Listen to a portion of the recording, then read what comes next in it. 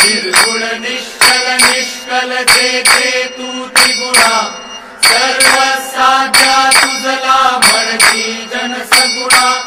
दिसती जगतव अंगी मणिगण जे विगुणा जाणून योगी मुनिजन जाणती याची खुणा जय देवी जय चित सुख सदने जय करवीर निवासिनी कमले शशिवदने जय देवी विरती रवि शशि गगनी करि अम्बुद वृष्टि तुझे निआते निर्मित कमलोद्भव सृष्टि कमलाकर हर वांछित त्वत्करुणा दृष्टि त्वत्कर लेखन हरिहर विदिता अदृष्टि जय देवी मस्तकी लिंग महीधर हस्तकी दिव्य गदा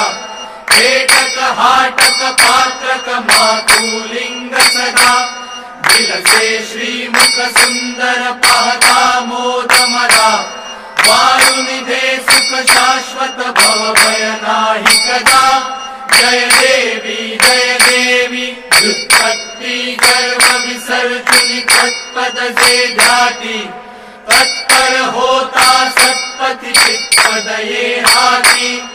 उत्पत्ति प्रलया विरहित अखंड के आदि तत्पर शंकर नंदन सवितो दिन राती जय देवी जय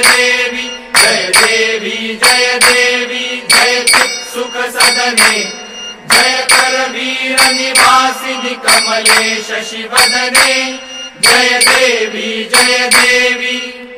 निद्रा